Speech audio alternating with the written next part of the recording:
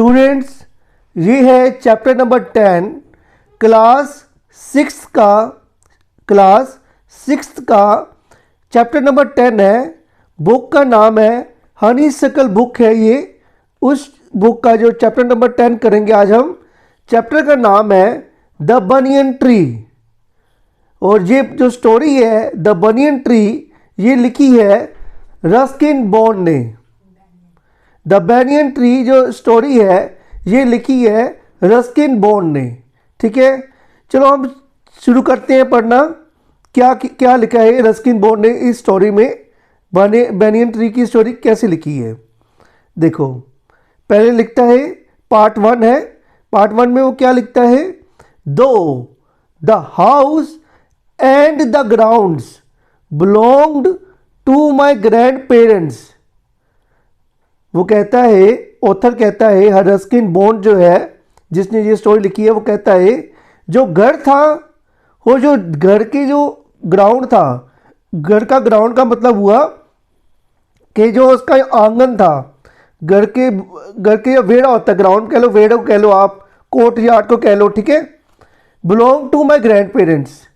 वो जो घर तो उसका जो आंगन था, ग्राउंड था घर का, वो किसको बिलोंग करता था, वो ऑथर के ग्रैंड पेरेंट्स को बिलोंग करता था। मीनिंग के ग्रैंड पेरेंट्स उसके दादा दादी को बिलोंग करता था। The magnificent old banyan tree was mine. Author कहता है जो बहुत ही बड़ा विशाल बनियन ट्री है ना, जो बहुत बड़ा बनियन ट्री जो था वो मेरा था। वो कैसे था, वो कहते हैं chiefly because grandfather at 65 could no longer climb it। Meaning इसका मतलब हुआ कि जो ग्रैंडफादर थे वो अब बनियन ट्री के पास ऊपर चढ़ नहीं सकते थे। ठीक है, तो वो जो है वो बुजुर्ग हो चुके थे उसके ग्रैंडफादर, जिसके कारण जो है बनियन ट्री जो है वो ऑथर के पास था। ऑथर उस पर खेलता कूदता था अब। ठीक है, ये ऑथर बता रहा है। आगे क्या लिखते हैं ऑथर, वो कहता है, रस्किन बॉन्ड कहते हैं its spreading branches which hung to the ground and took the root again. उसकी जो ब्रांचेस थी वो बहुत फैली हुई थी, ऐसे फैली हुई थी कि वो लटकी हुई थी, ट्री से लटकी हुई थी। उसकी जो ब्रांचेस थी फैलकर लटकी हुई थी, ट्री से ग्राउंड तक, नीचे तक आ रही थी। ठीक है, टच हो रही थी, जमीन को टच हो रही थी उसकी ब्रांचेस।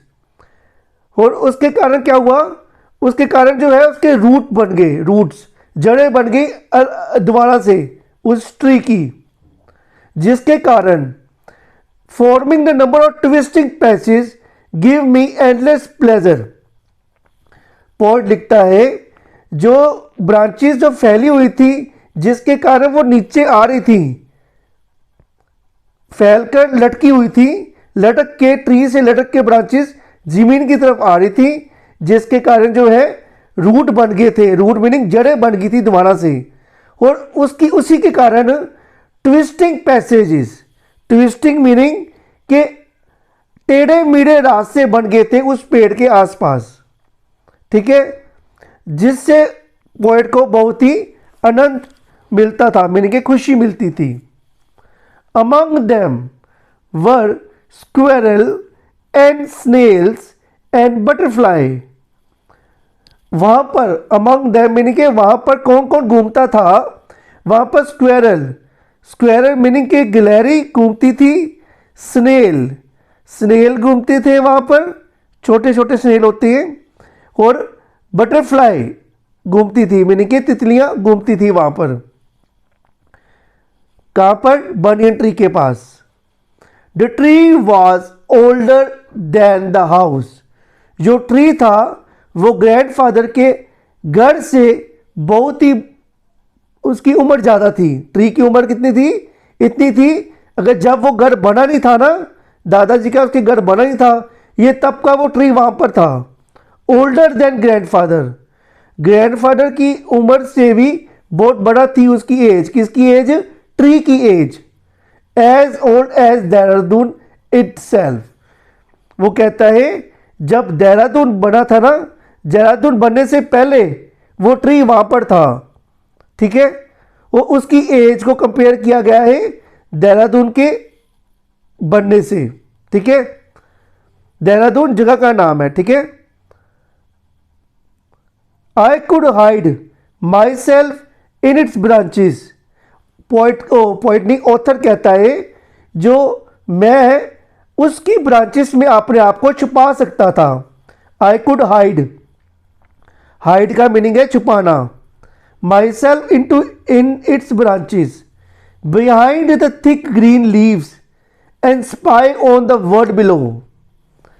जो ऑथर है वो लिखता है कि मैं अपनी ब्रांच, उसकी ट्री के ब्रांचेस में छुप जाता था और ग्रीन थिक लीव्स, उसके जो मोटे मोटे थिक लीव थे, ग्रीन लीव्स थे जो उस ट्री के, उसके थ्रू मैं वर्ल्ड को देखा करता था।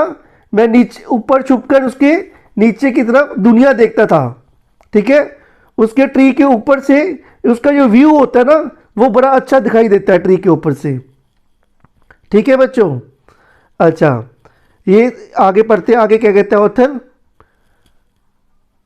आगे लिखा हुआ है my first friend was small grey squirrel. मेरी जो फर्स्ट फ्रेंड बनी वो कौन थी? एक छोटी सी ग्रे कलर की गिलहरी बनी। कैसे बनी? Arching his back and sniffing into the air. Arching his back का मतलब हुआ अपनी पीठ को ऊपर की तरफ को झुकाकर वो चलती थी, वो सूंघते सूंघते चलती थी। क्या पर? एयर की तरफ सूंघते सूंघते चलती थी। ठीक है, एक दिन उसको क्या लगा, उसे सूंघा, ऑथर को सूंघा। He seem at first to resent my invasion in his privacy. उसको लगा कि जो ऑथर है उसकी प्राइवेसी में दखल अंदाज कर रहा है, मगर बट वेन ही फाउंड कौन है? ही यहां पर है squirrel found that I did not arm my self. कि मेरे जो ऑथर के पास जो है कोई भी हथियार नहीं है। आर्म मीनिंग, आर्म यहां पर आर्म का मीनिंग है हथियार। I did not arm myself with catapult और air gun. He became friendly. वो उसके साथ क्या होगी? फ्रेंडली होगी। स्क्वेलर जो है, गिलहरी जो है, ऑथर के साथ फ्रेंडली होगी जब उसको पता लगा उसके पास कोई भी एयर गन उसके पास नहीं है उसको मारने के लिए। और गुलहर, कैटापल्ट का मतलब हुआ यहाँ पर कि गुलहर नहीं है उसके पास कोई भी उसको मारने के लिए। आगे लिखा है When I started bringing him pieces of cake and biscuit, he grew quite bold and was soon taking morsel from hand. इसका मतलब हुआ कि जब पोइट उसके लिए खाने पीने की चीज़ें लेके आता था वो क्या होगी फिर? फियरलेस होगी। बोल्ड मीनिंग फियरलेस होकर बिना डरे उसके हाथों से वो केक के टुकड़े जो है वो खाती थी और बिस्कुट के टुकड़े खाती थी। कौन? स्क्वेरल खाती थी ऑथर के हाथों से। यहाँ पर एक वर्ड लिखा है मोर्सल का मीनिंग है small PCs of food, meaning के स्मॉल पीसीज, छोटे छोटे टुकड़े होते ना खाने के, वो खाती थी। बिस्कुट और केक के टुकड़े जो होते थे वो खाती थी squirrel. Before long, he was delving into my pockets and helping himself to whatever he could find. बहुत दिनों बाद उसको क्या हुआ? उसकी ऐसी दोस्ती होगी उसके साथ कि वो जो गिलहरी थी वो उसकी पॉकेट में चली जाती थी, कुछ खाने पीने की चीज़ें मिलती थी वो खा लेती थी उसकी पॉकेट में जाकर। ठीक है, डिवेलिंग का मीनिंग है गोइंग डीप इनटू, मीनिंग है डेल्विंग लिखा हुआ है। डेल्विंग का मतलब हुआ कि उसकी पॉकेट के अंदर नीचे तक चली जाती थी, जहाँ तक उसकी पॉकेट जाती थी, और खाने पीने की चीज़ कुछ होती थी वो खा लेती थी। He was a very young squirrel. वो क्या थी? वो एक बहुत ही जवान गिलहरी थी। यंग मीनिंग एक छोटी गिलहरी थी। छोटी गिलहरी को हम कहते हैं यंग। छोटे बच्चों को कहते हैं हम क्या कहते हैं? यंग। यंग गिलहरी थी वहाँ पर। And his friends and relatives, उसके जो फ्रेंड्स और रिलेटिव थे ना गिलहरी के, वो क्या समझते थे उसको? वो सोचते थे कि जो गिलहरी है वो क्या है? Thought him, probably thought him foolish and headstrong for trusting a human. वो समझते थे उस गिलहरी को कि वो जो गिलहरी है, ये गिलहरी की फोटो बनी हुई बच्चे, जो गिलहरी है वो क्या है? वो एक मूर्ख गिलहरी है, वो एक जिद्दी गिलहरी है जिसने इंसान के ऊपर भरोसा कर लिया है। ठीक है बच्चों, ये ट्री है, बनियन ट्री में गिलहरियां हैं। ये गिलहरी को ऑथर जो है वो खाना दे रहा है। ठीक है, यहाँ पर आगे पढ़ते हैं, आगे क्या लिखा है 4th पैराग्राफ में। इन द स्प्रिंग, स्प्रिंग का मीनिंग बसंत के मौसम में, when the banyan tree was full of small red figs. जब बसंत के मौसम में जब बनियन ट्री के ऊपर छोटे छोटे इंजीर के जो फ्रूट होते हैं वो उगते हैं, तब क्या होता है? Birds of all kind would flock into its branches. हर तरह की बर्ड जो है इकट्ठी होती हैं उसकी उस ट्री की ब्रांचेस में। ये क्या डिस्क्राइब कर रहा है? उस ट्री का दृश्य, जो बनियन ट्री है उस ट्री का दृश्य डिस्क्राइब कर रहा है ऑथर, जहाँ पर वो खेलता था। ठीक है, वो अब स्प्रिंग सीजन की बात कर रहा है यहाँ पर। ठीक है, स्प्रिंग सीजन में क्या होता है? लाल कलर के क्या उग जाते हैं? अंजीर का फ्रूट उगता है एक, जिससे अंजीर बनती है। और वहाँ पर उस समय जब बसंत का मौसम होता है, उस समय क्या होता है? वहाँ पर बड़े ढेर सारी हर तरह के बर्ड जो है इकट्ठे होती हैं। फ्लॉक का मीनिंग है यहाँ पर इकट्ठे होना, टुगेदर, गैदर होना। ठीक है, कौन कौन इकट्ठा होता है वहाँ पर? ऑथर ने क्या क्या देखा है, किस किस को देखा है इकट्ठे होते हुए? द रेड बॉटम बुलबुल, एक लाल कलर की बुलबुल को देखा है जो कि प्रसन्नचित्त थी और बहुत ही लालची थी, बहुत ही चीयरफुल थी और ग्रीडी थी। Parrot, myna and crows scrabbling with one another. ठीक है, जो पैरेट, मैना और क्रो थे वो एक दूसरे से क्या करते रहते थे? Scrabbling.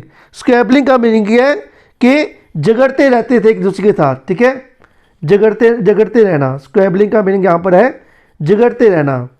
During the fig season the banyan tree was the noisiest place in the garden.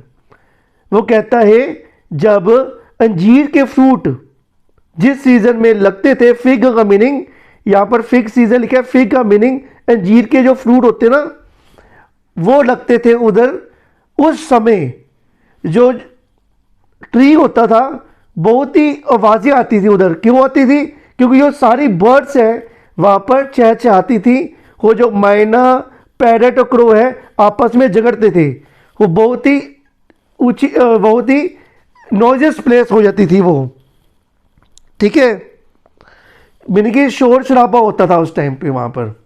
ठीक है, उस ट्री में फिग सीजन में। ठीक है, आगे है, आगे लिखा है, ऑथर ने लिखता है, half up the tree I had built a crude platform where it was not too hot, where I could spend the afternoon when it was not too hot.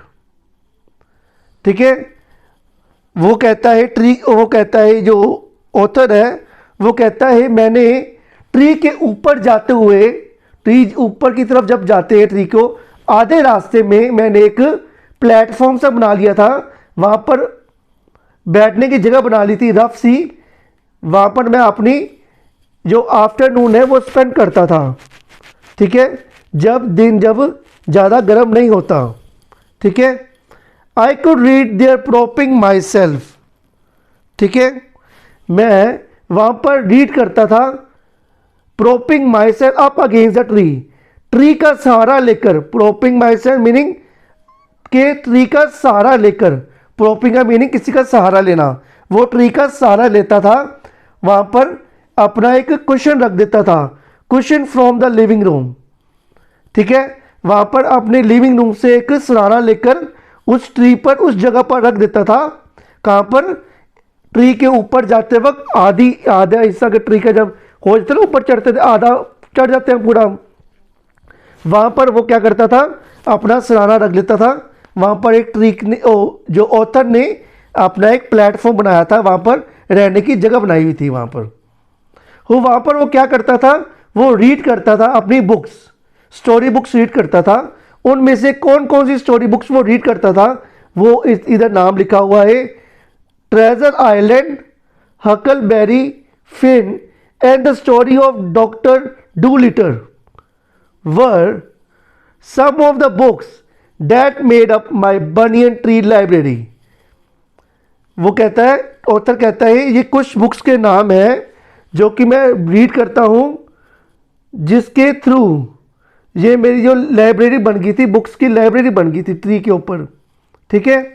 कौन कौन सी बुक्स का नाम लिखा है इन्होंने, बुक्स का नाम लिखा है Treasure Island, Huckleberry Finn, the Story of Doctor Dolittle, ये पॉइंट जो है रस्किन बॉन्ड पढ़ा करते थे।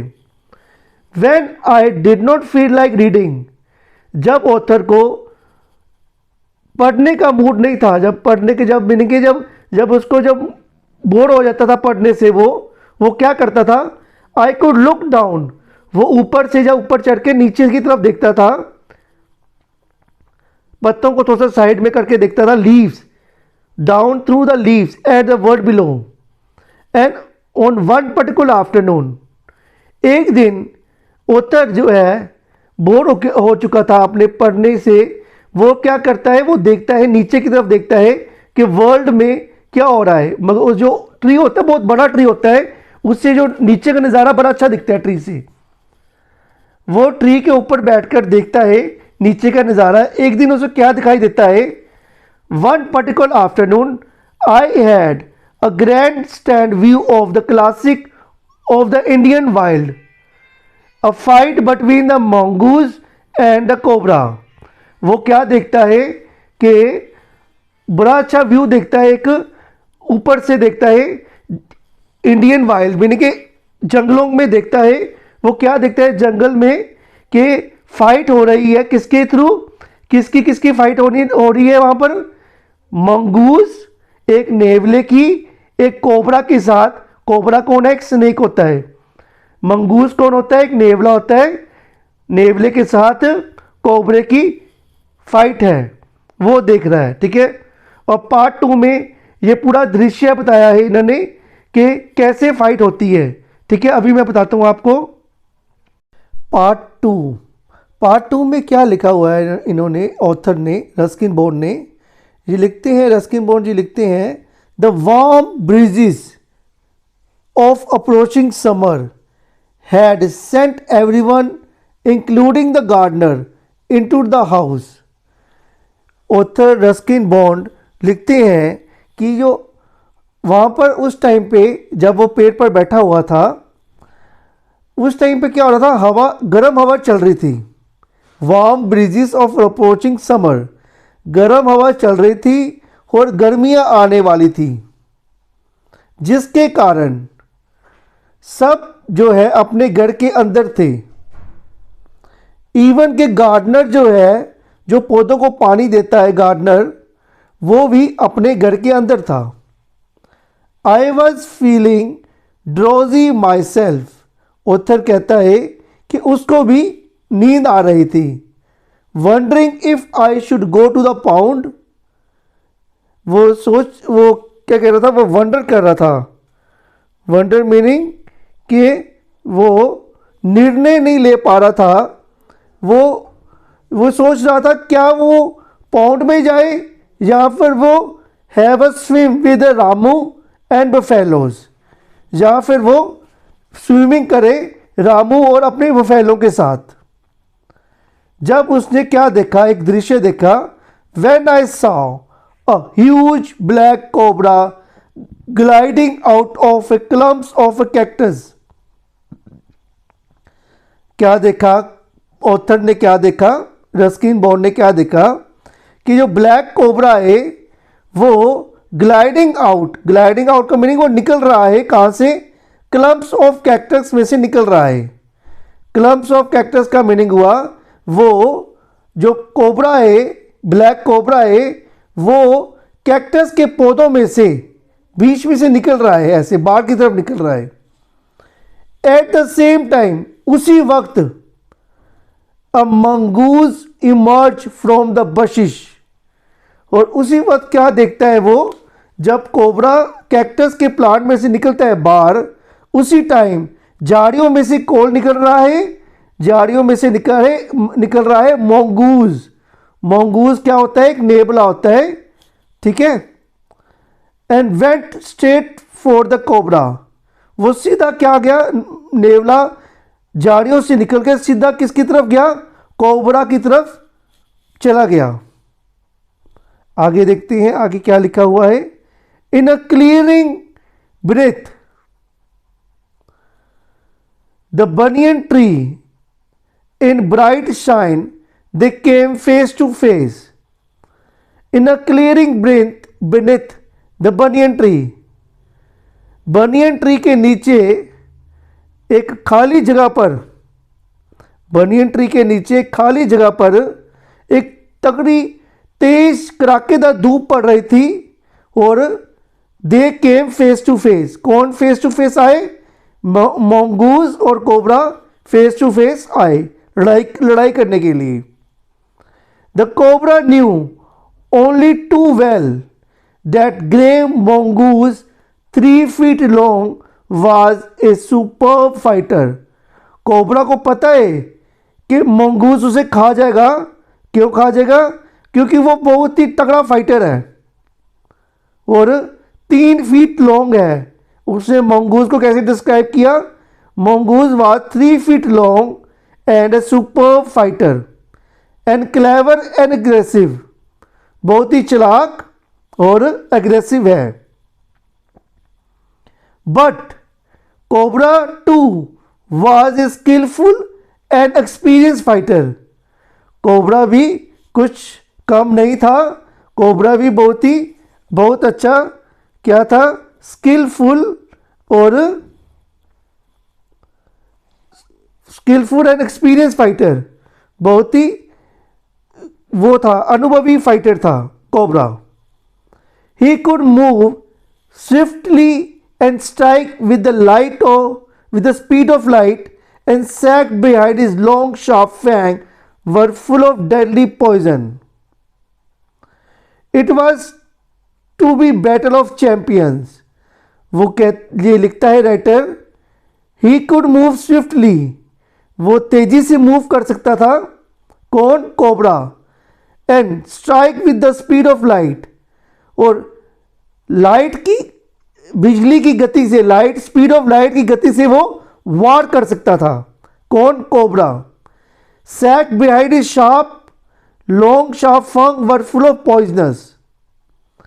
आगे वो लिखता है जो उसके दांत थे ना, दांतों में क्या थी, एक थैली थी, किसकी, पॉइजनस थैली, जहरीली विष थे, उसके दांतों में विष थे।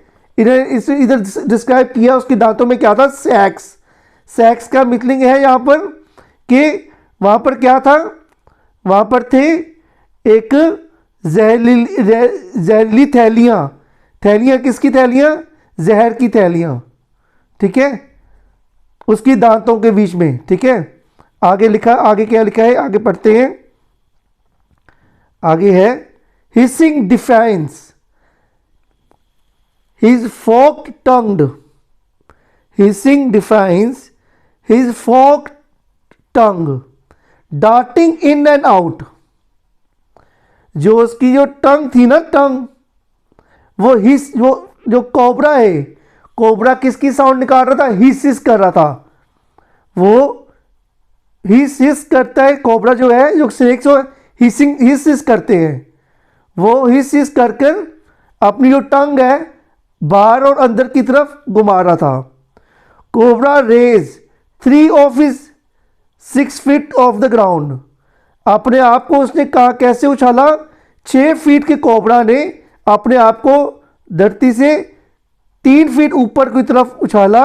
And swept his broad and spectacle hood, और अपने दांतों को एकदम से क्या कर दिया उसने,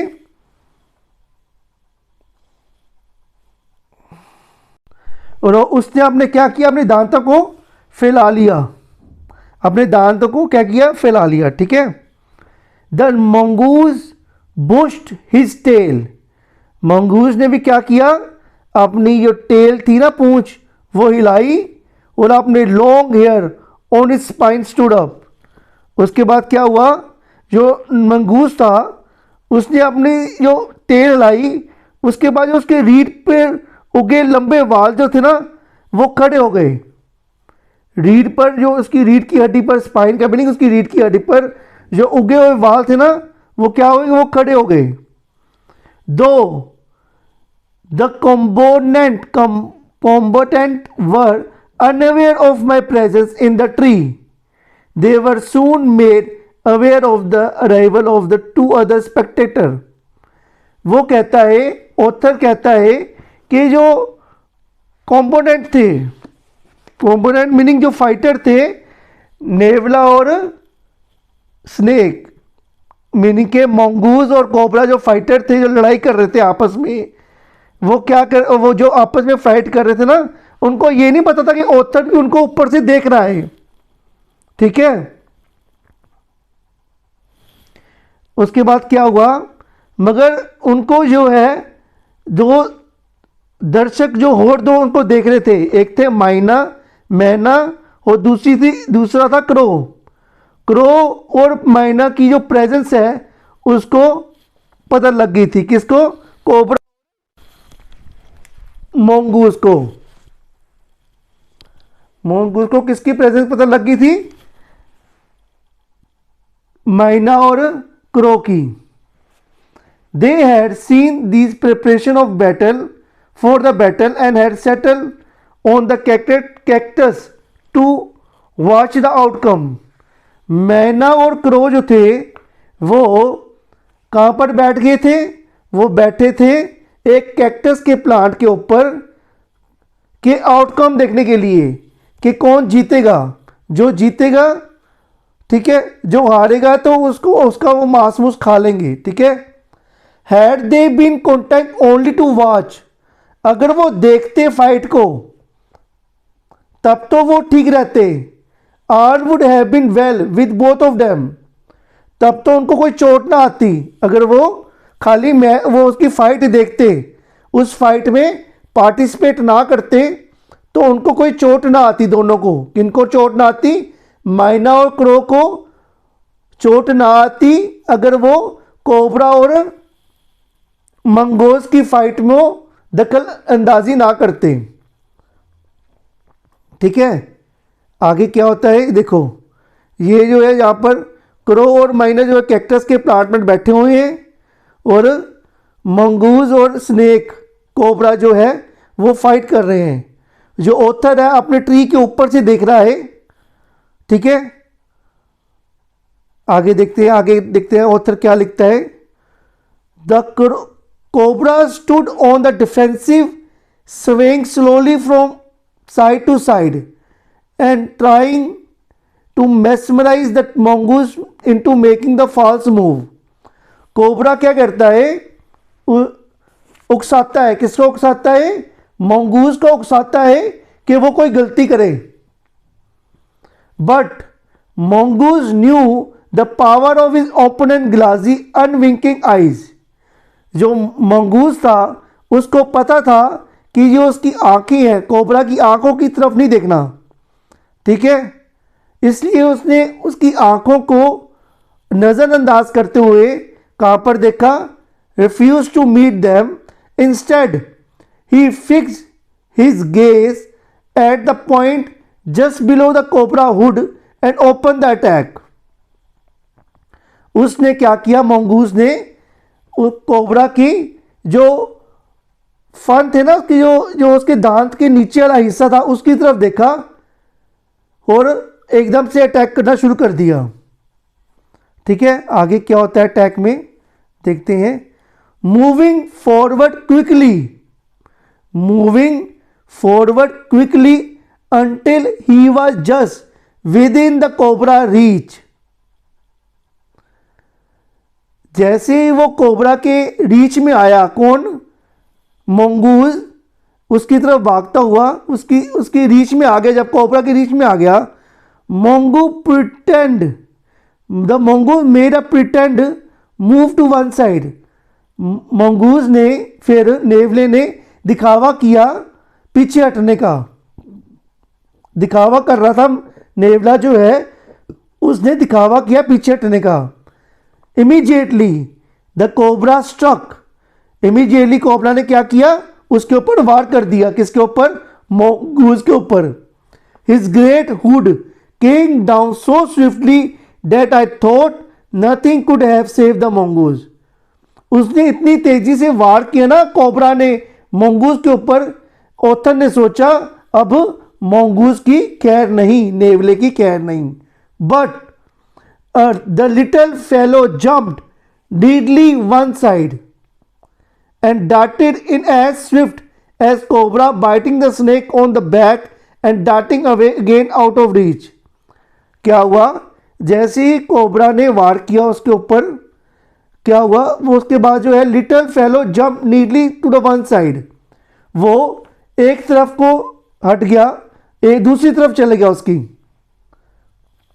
उसकी पलक झपकते ही वो कहाँ चले गया, उसकी दूसरी तरफ को।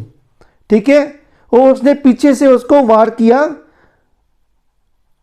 स्नेक को वार के, biting the snake on the back, उसके पीछे हो गया, उसके एकदम से तेजी से मंगूज और स्नेक की तरफ वार किया, उसकी बैक पर वार किया। और एकदम वार करने के बाद, मंगूज वार करने के बाद पीछे हट गया, एक जगह पर छुप गया जाकर। ठीक है, देखो आगे क्या लिखा है, आगे क्या लिखते हैं, ऑथर क्या लिखता है। At the same moment that the cobra struck, जिस मूवमेंट में कोबरा को चोट लगी थी, क्रो और myna hurled, crow and myna hurled,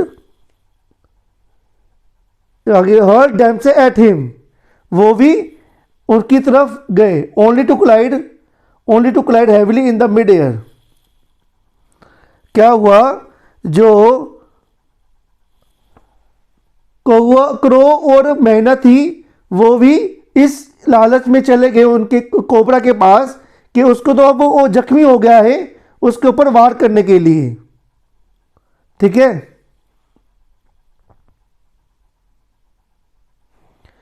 क्या हुआ उसके बाद, shrieking insult at each other they return to the cactus plant. एक दूसरे को क्या हुआ, गालियां देते हुए, एक दूसरे को बहस बसाई करते हुए क्रो और मैना वापस कैक्टस प्लांट के ऊपर बैठ गए। A few drops of blood,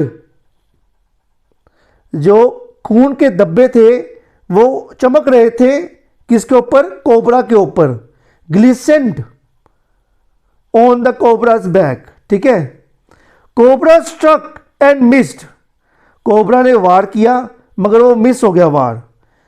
and again mongoose sprang, again क्या हुआ, मंगूज स्प्रैंग, मंगूज ने क्या किया, वो मंगूज ने क्या किया, स्प्रैंग असाइड, उसे जंप मारी, इन एंड बाइट, अगेन उसने एक दूसरी बारी फिर से उसके ऊपर वार किया, किसके ऊपर, कोबरा के ऊपर, मंगूज ने। उसने क्या किया, जंप मारी मंगूज के ऊपर, बाइट किया और साइड में हट गया। उसके बाद फिर क्या हुआ, फिर again the birds dived at the snake and bumped into each other instead, a return shrieking to the safety of the cactus. क्या हुआ, उन्होंने लालच आ गया था, किसको लालच आ गया था? मैना और क्रो को लालच आ गया था। उन्होंने फिर से क्या हुआ, again bird dive eight the snake, उन्होंने स्नेक के ऊपर जाकर अटैक किया, किसने? बर्ड्स ने। ठीक है, आगे bump into each other instant, वो एकदम से एक अटैक करने गए मगर एकदम से वो आपस में ही टकरा गए और सेफली कहाँ पहुंच गए? कैक्टस प्लांट में दोबारा से पहुंच गए। ठीक है, अब राउंड तीसरी बार जब same course as the first but with one dramatic difference, एक ड्रामेटिक तरीके से क्रो और myna still determined to take the part in the proceeding. वो तीसरे राउंड में जब कोबरा और मंगूज लड़ रहे थे, क्रो भी और मैना दोनों ने क्या डिसाइड किया कि हम भी इस फाइट में हिस्सा लेते हैं। But this time they missed each other as well their mark. ठीक है, उन्होंने क्या किया, इस बारी जो है वो टकराए नहीं आपस में, वो एक दूसरे के अलग अलग कोबरा के ऊपर वार करने लगे, मैना और crow. The myna flew on and reach its perch. जो मैना थी वो तो अपनी जगह पर पहुंच गई। Crow tried to pull up in the mid air, turn back. क्या हुआ, जो मैना और क्रो थे दोनों ने वार कर कर उड़े। फिर उसके बाद मैना तो अपनी जगह पर पहुंच गई, ठीक है, मगर क्रो ने अगर जब उड़ने की कोशिश की, कोबरा की तरफ से उड़ने की कोशिश की वार करने के बाद, उसके बाद क्या हुआ, try to pull up in the air, turn back. In the second that it took the bird to do this, cobra whipped his head back and stuck with a great force, his snout thudding against the crow body। जैसे ही crow ने उड़ने की कोशिश की और cobra ने क्या किया, कोबरा ने क्रो को देख लिया था और क्रो के ऊपर फिर उसने वार किया और उसका जो दांत थे ना, दांत किसके दांत, कोबरा के जो दांत थे ना, वो क्रो को लगे। वो क्रो जो है एक कहां पर चले गया, गिरा।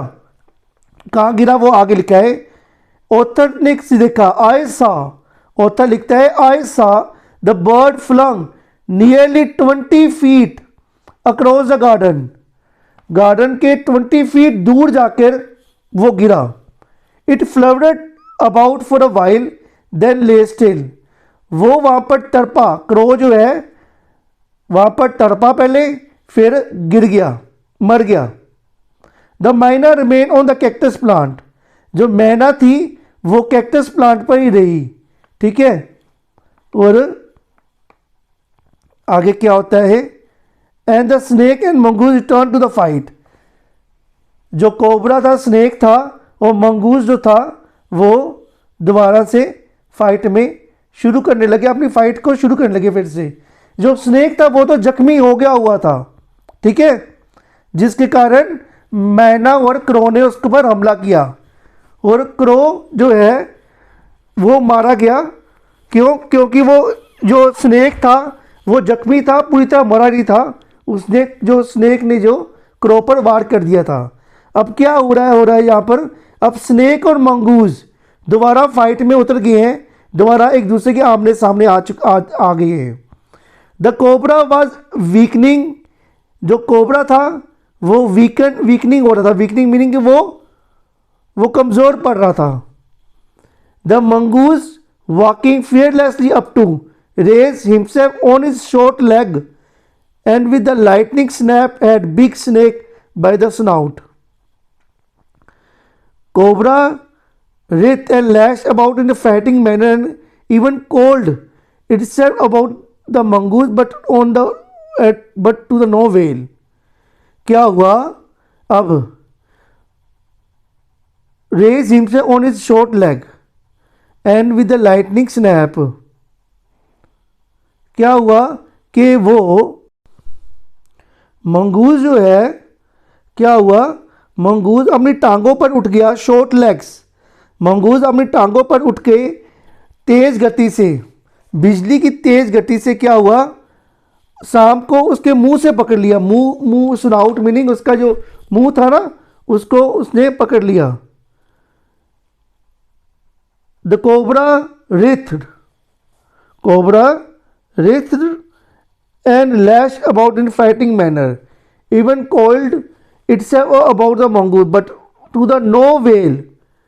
Little mongoose hung grimly on until the snake has ceased to struggle. जब तक वो तड़पता रहा, उसने उसको देखा, मंगूज ने क्या किया, उसको देखा, मगर उसके बाद क्या हुआ, उसने उसको कहाँ ले गया, एक झाड़ियों में ले गया। आगे लिखा हुआ है, he then smelt along it quivering length and gripped it around the hood and drag it into a bushes. वो जो स्नेक था वो तड़पने लग गया, तड़पते तड़पते जब वो पूरी तरह तड़प कर स्ट्रगल उसका बंद हो गया, जब स्नेक का, वो उसको झाड़ियों में ले गया। कौन? मंगूज उसको झाड़ियों में ले गया, किसको? स्नेक को। ठीक है, आगे लिखा है, मैना dropped cautiously to the ground, hopped about, peered into bushes from the same distance, and then with a shrill cry of congratulation flew away. मैना जो है खुशी से नाची, जंप किया उसने और कॉन्ग्रेचुलेशन करती हुई उड़ गई। जब कोबरा और मंगूस की फाइट खत्म हुई तब क्या हुआ, जो मैना भी खुशी खुशी अपने घर चलेगी, चिल्लाई कॉन्ग्रेचुलेशन, श्रील मीनिंग चिल्लाई, कॉन्ग्रेचुलेशन चिल्लाई और अपने घर चली गई। इसी के साथ बच्चों स्टोरी खत्म होती है। Thank you students, have a nice day.